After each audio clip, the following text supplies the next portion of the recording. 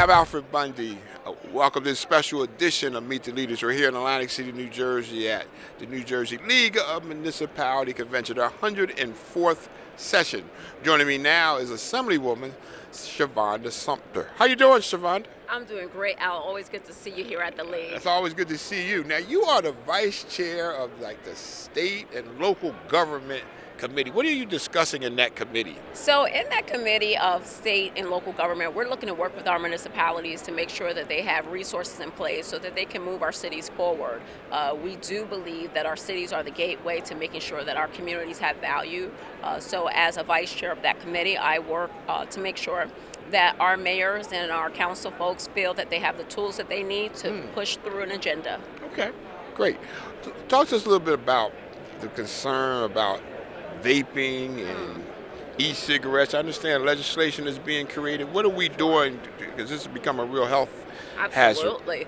Unintended consequences of e-vaping, hazard for our youth. The flavors are an issue, so we as a state, we took the lead on making sure that there were no flavors being sold because kids are actually doing it. And then now we're hearing about people dying from lung disease that's not even identifiable.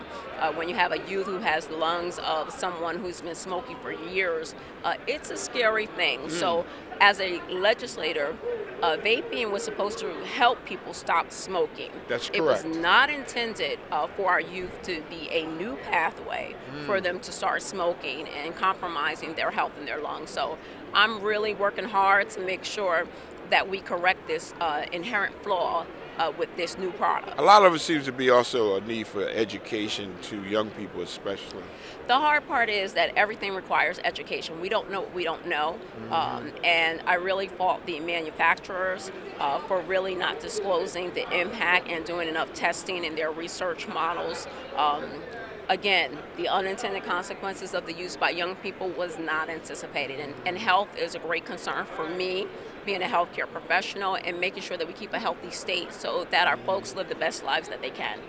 Through executive order, the governor's talking about creating a state public bank. Good idea, bad idea? So I'm still waiting for the details, truly making sure that we have vehicles in place, financial institutions that will work with our local communities. It sounds very innovative, but really the work lies in the details of the structure, of the compliance. What's important to me is making sure that everyone has a fair opportunity to receive the lending resources that they need, that there's a commitment, societal benefit to our communities with any new financial institution or bank, and that New Jersey restores its credit rating. We're doing good in moving ourselves up because we had 11 credit downgrades under Chris Christie. We have $1 billion surplus in New Jersey. We paid our bills. The legislature did a great job with this budget, working with Governor Murphy. So our future is really looking good, and we're pulling ourselves up out of the bottom tier of the states of the union. A new task force was announced on reparations, Yes. Which is something that's been a long time discussion, especially in the African American communities throughout Yes. America. Sure. Talk to us what the hope and what this task force will look at here in New Jersey. So for us, as we mark 2019 as the 400-year introduction of slavery, not only abroad but actually in the United States, New Jersey has a part in this. 1619. 1619. New Jersey has a part in this. We had slave codes. We had redlining with banking institutions where they wouldn't lend to African Americans and communities. Princeton University has done a study for us to track the history of New Jersey's participation and role.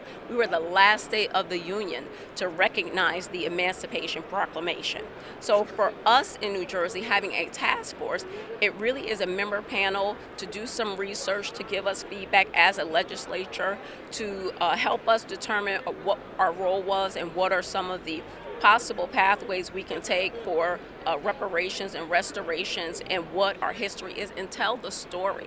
We must never forget that we must tell the story, and we should not rewrite history to make it into a fashionable conversation where we don't recognize the harm that was done, because if we don't recognize the real history, we may repeat that past.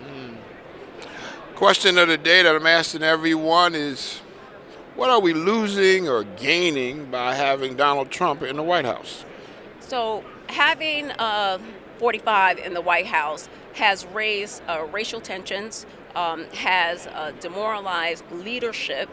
I think ethics is in question, which is what we're hearing now with the impeachment hearings. Targeted politics, targeting an individual versus policy, and really damaging the credibility and respectability of our United States of America.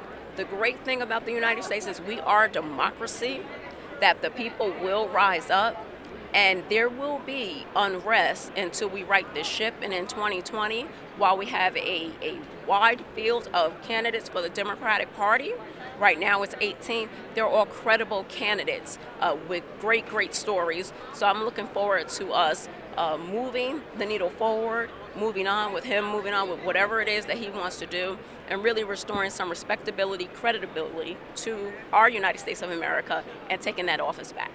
Last question, Assemblywoman. The governor has funded, at least for 1 year, the Community College Opportunity Grant, Yes. which provides free tuition for community college students at a certain AGI level, which the legislature actually raised to $65,000.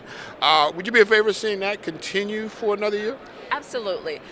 Really, education is the portal to economic stability. There is a correlation between those two, meaning that if we allow people to pursue their education and it's affordable and they're not losing time and money, the community college allows people to work and go to school. That's the other great thing about our community college option. And we'll have a higher skilled workforce for our employers, and it really is a win-win. I want to thank you, Assemblywoman Sumter, to being with us. I'm Alfred Bundy here in Atlantic City for Altice USA. Thank you.